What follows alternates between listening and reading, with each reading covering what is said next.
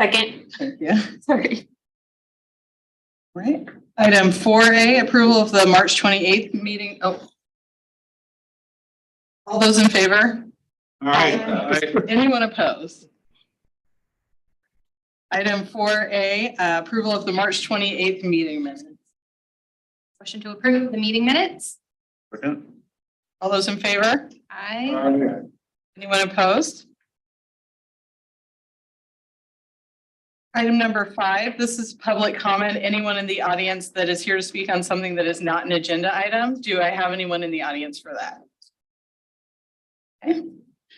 Item 6A, old business. This would be consider recommendation regarding an amendment to the city code related to commercial vehicle. Okay, just a quick recap from our last meeting. At our last meeting, we had proposed some changes regarding this. There was a few changes. First, on the noise ordinance, that was a section to propose a change that would disallow audible vehicle noise at a distance of 50 feet between the hours of 9 p.m. and 7 a.m. We further looked at changes to section 69.09, which would disallow, or which was proposed at the time, I should say, to disallow any commercial vehicle, trailer, RV, camper, boat, and other similar recreation equipment parking on any city street. And then lastly, we looked at changes to section 165, the zoning chapter, that would then disallow commercial vehicle parking on private residential property. At your last meeting, you did review those changes and requested revisions for the following.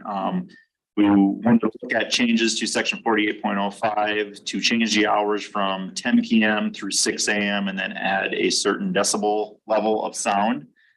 Revisions to 69.09, to allow for trailer, RV, camper, boat, and similar recreational equipment parking on streets except between the hours of 10 p.m. and 6 a.m. And then you asked to remove all changes to chapter 165 and continue to allow for commercial vehicle parking on private property. And then lastly, to look into length of vehicles which are parked in the downtown square. So first, starting on section 48.05, we did modify that a little bit, and we'll go over one thing here, but we did modify it to disallow any amplified sound in a plainly audible at the edge of a residential structure at a sound level of 55 decibels between the hours of 10 p.m. and 6 a.m. I think as a commission, we kind of talked about that 10 p.m. to 6 a.m. timeframe. One thing I did add on there is just, at what point, rather than measuring a distance, at what point do we want to talk about where we don't want that sound to be heard? And I figured at the edge of the road made the most sense on that. And then lastly, looking at the sound level, I was able to kind of look around at some ordinances within the metro. They're all nothing the same. They're all kind of over the between 50 and 65 decibels. But it seemed when we looked at the average decibel level was 55. So that is what I proposed to put into our ordinance. So first, I guess on that, and one thing I did want to note too, that there was a few changes after we sent the packet out that our legal counsel asked us to make to that specific section. So we took out the plainly audible language in there and just said if it was over a noise level of 55 decibels. And the other thing was to make sure we said 55 or greater on that. So two minor changes to that. Hopefully there's no concern with that. But before I move on to the next section, we can go through these one by one. I'll just see if there's any questions. How do you define plainly audible? That's where legal counsel said take that out because that can be somewhat of a definition thing. And one could argue, yeah, my vehicle might have been louder than that, but it wasn't plainly audible or not intended to be plainly audible. So that's where we took that out. That's no longer in there in the draft that we're working from. Okay, good. So going on to the next one then, in section 69.09, we did modify that to disallow commercial vehicle parking on city streets. As we removed the definition of commercial vehicles from chapter 165, we did rewrite that to note that any commercial vehicle or that a commercial vehicle is any vehicle having a curb weight of more than 10,000 pounds or exceeding 24 feet in length. Additionally, we did modify that section to allow for the parking of trailers, RVs, campers, boats, and other similar equipment that has a curb weight of 10,000 pounds or less on any street of the city except between the hours of 9 PM and 6 AM. So really avoiding that overnight parking of those pieces of equipment. Any questions on that? That section? Yes. We can do questions at the end if you want me to go over all this first. Okay, we'll do that. So then obviously chapter 165, we struck all that language out of there. The last thing I wanted to point out was we do currently regulate the length of vehicle parking on the square. To be quite honest, I'm not sure I knew it was there, but once we did a little bit more research, we realized it was there. But what that section says in section 69.05 is that no part of any vehicle or load thereon, when said vehicle is parked within a diagonal parking district, shall extend into the roadway more than a distance of 16 feet when measured at right angles to the adjacent curb or edge of the roadway. Just so everybody knows, from the back of the curb, so not the front edge of the curb, but the back edge of the curb, the end of those pavers, when you measure that at a right angle, it's 16.5 feet. So we currently do have regulations to regulate that. If they're being used or not, that's the discussion. Yeah, that's my number one question. Enforcement. Who's got the ball? That would be a PD. And I think we can, we'll work with them. I'll make sure they're aware of that, but I don't know what, what they're going to want to do with it, if it's just a complaint based thing or how they approach it, but.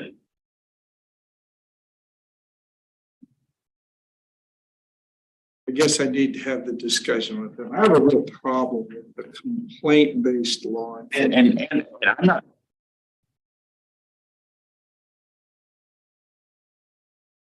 Okay. Also applies to code enforcement. Okay. I have a problem with that. We don't do speed limits on complaint-based. They are or they aren't. I don't understand why other things have to have a complaint to be enforced. If it is important enough to go through the process, established by the city council, I don't understand that. You may be the wrong person to have this discussion with, but. And I can certainly tell you from our code enforcement standpoint, we have enough complaints that come in that it keeps us busy 40 hours a week. We can't be proactive just by the sheer number of stuff that we have to take care of on a complaint basis. So, which leads me to derelict vehicles. Now, they're still covered, aren't they? Under 165, even though we did. on private property? Yeah. Yes.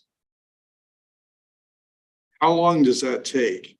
I mean, is that a complaint or how long? When is a vehicle derelict? When is it deemed to need to be moved?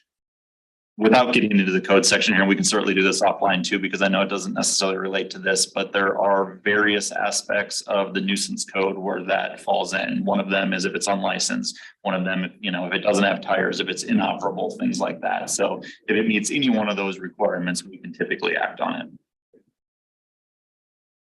We're just talking about active vehicles and not dealing with that. Yep. Thank you.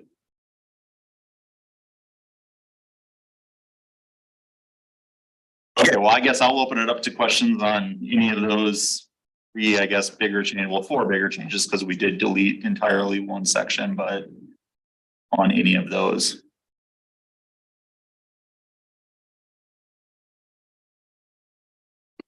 Like what you did, I took what we said and asked about and clarified it pretty well. I think it looks good. And I want to get in my own mind. So a standard pickup truck with a company logo on it, parked on the street overnight is not a commercial As vehicle. long as it is under the 10,000 pounds and not longer than 24 feet, yes. And that 10,000 pounds, that was used in the previous definition, but that's kind of where the DOT does regulate. DOT, I looked into a few of their definitions of commercial vehicles and then a little all over the place depending on where you're looking, but that consistent one seemed to be 10,000 pounds. What weighs 10,000 pounds? I don't know. Less than 50,000 pounds. Something that's 5 tons. Something that's 5 tons. Good. Cement mixer, I'm trying. Any other questions or comments in regards to this? Do you have anyone in the audience that's here for this item? 5 ton is. Typically, if it's 5 ton, though, you have a sticker. True, yeah. Yeah. Would anyone like to make a motion on this item? We're making the motion for the whole thing. Yes, that's fine. Yep. To be quite honest, there's nothing left in the zoning, so really we don't need any recommendation from P and Z, but we started it, so we'll finish it.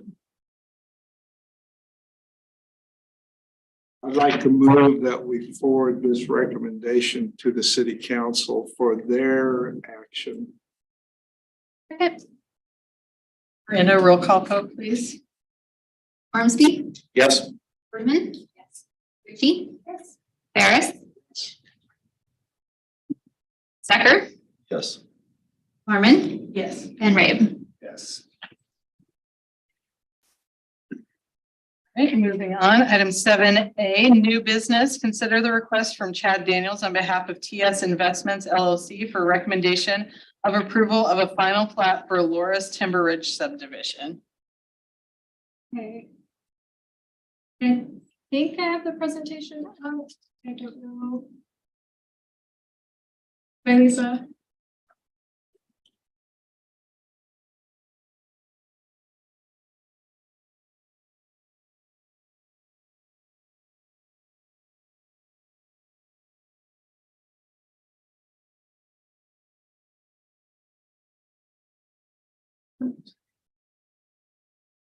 It's be a bad night for technology. Why you wait? Look at this pretty flower. Is that a flower, by the way? I don't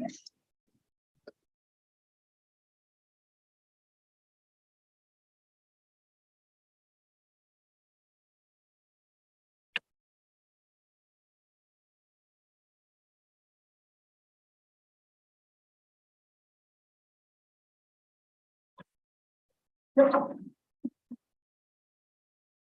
This is a subdivision request that Chad Daniels has submitted on the behalf of TS Investments, who is the property owner. The subject property is a vacant aliquot parcel that's located northwest of city limits. And the proposed split would create 4 buildable properties for single family development.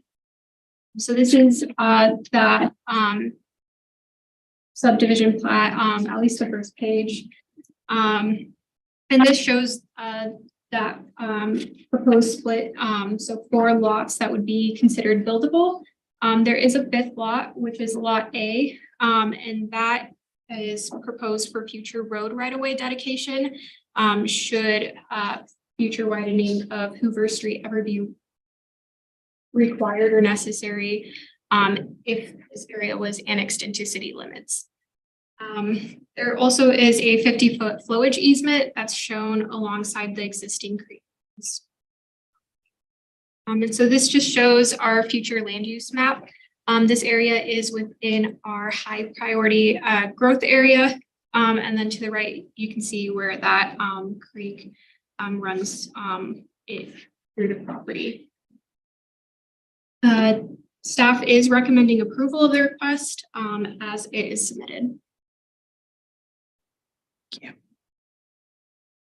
Do I have any questions or comments from anyone? Do you have anyone in the audience that's here to speak on this item? Here, if you have any questions. Any questions? Yeah, I have a concern. No, not a concern, just a question. Okay, this is a high growth. So we anticipate someday this is going to be in the city limits.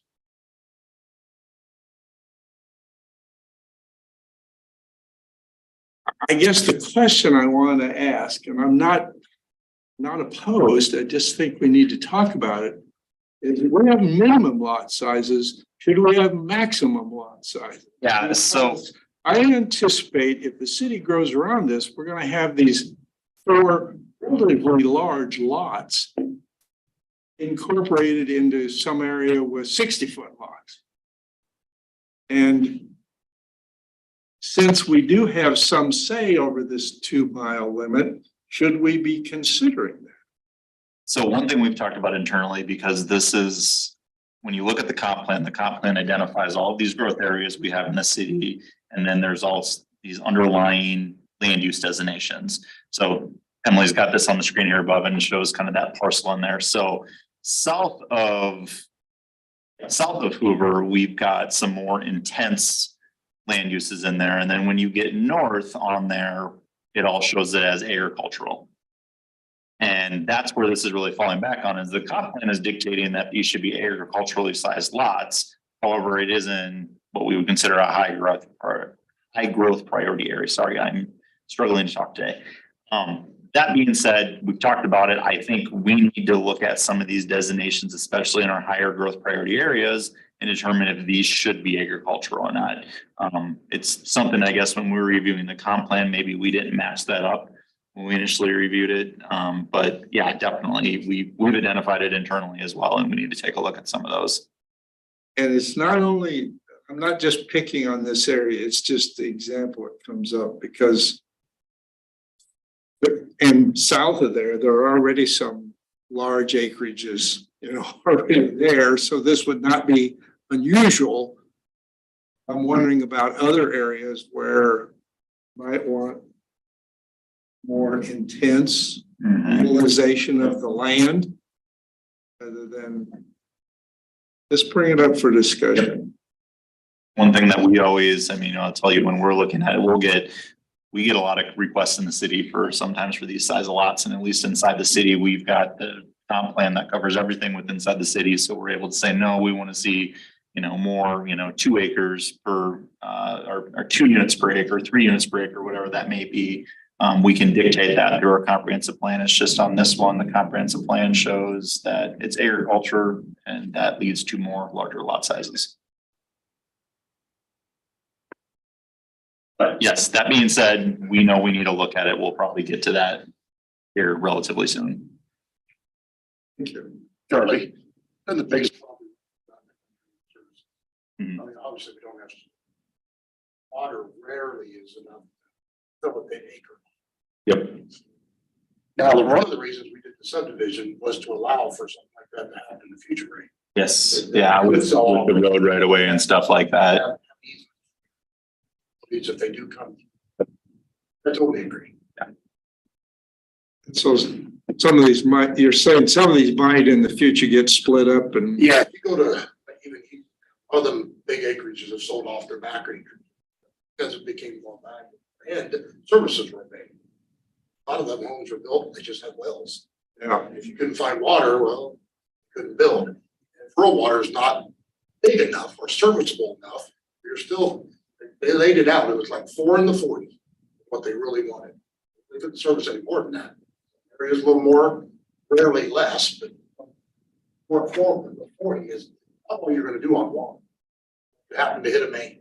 Yeah, because in this property, it's not too far to city water, is it? I wouldn't even know where the closest one would be, but you're probably closer. Yeah. At least down there. All the way back. Yeah. Then, yeah, it's a way. Is there city water to the old city? I don't know. That would be my question. I really don't know.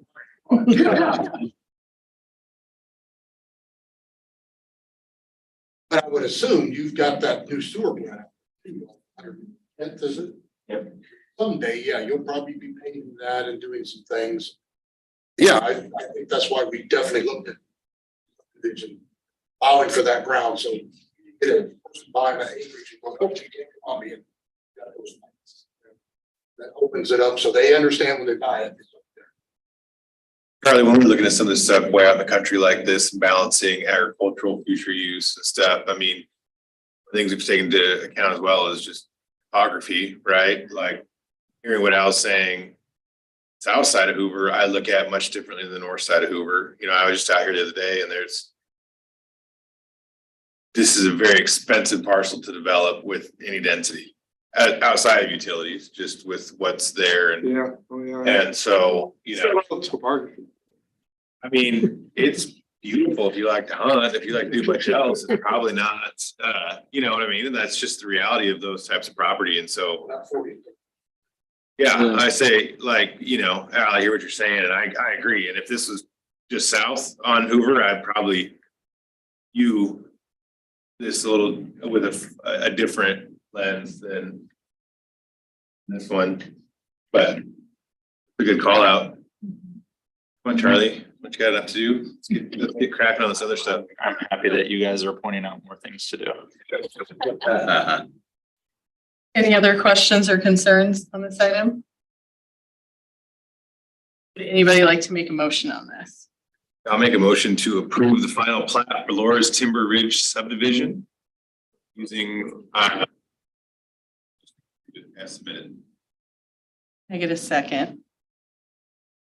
I'll second. Miranda, roll call vote, please. Brennan? Yes. Ritchie? Yes. Ferris? Yes. Decker? Yes.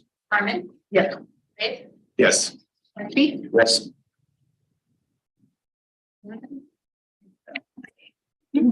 Item 8A, the building permit report. That was submitted. We're down a little bit this year than we were last year, but again, I know I've been saying this, it's a blaming the economy. I think at this point, just people are slowing down in general and a lot of stuff, so. We're still seeing, just kind of moving to other reports, we're still seeing a good level of, I think, commercial development, to keep us going. We did receive, the preliminary plat for Wesley Life, so we are currently reviewing that internally. That should hopefully come forward. I would hope by the next few meetings. Yeah, we're busy on a lot of stuff. It's just, I think the permit numbers are down a little bit right now, and hopefully this warm weather starts kicking some of that back up. The only other thing I know I had emailed everybody about the Iowa State planning and zoning training. I know we've got 2 people signed up already. So again, if there's anybody else that wants to attend, please let us know. I know that is the date of your next meeting, but I think hopefully right now, do we have any, well, we had one plat survey I know that came in, but we're going to try to push that so we can make sure everybody has an opportunity to attend that. So, but yeah, if anybody else wants to attend, just please let me know. It's a good workshop to do. Especially if you're newer. Great. Good news, I think the 2 newest people on this commission both were signed up, so. All right, item 8B, anything for current projects? Yeah, just adding to that, and then the other comment I will have too, sorry, just I've gotten off the agenda here and I apologize, but Jeremy Preble did resign from the commission. I know he mentioned that he's just, family life is kind of interfering with a lot of things, so we've got one vacancy right now, one who wants to put you on here pretty soon. And I have exhausted list on trying to get people to apply. So if anybody here knows anybody that you think would be good on the commission, please let them know, let me know, I can reach out to them. But I know we're going to try to do a little bit of a social media push just to get the information out, because we've got another vacancy on Board of Adjustment too. So we need about 3 people to get applications in right now, so. But yeah, anybody you know, you can pass their information along to me or you can let them know, whatever, but I would appreciate the commission's help on getting some of these spots filled.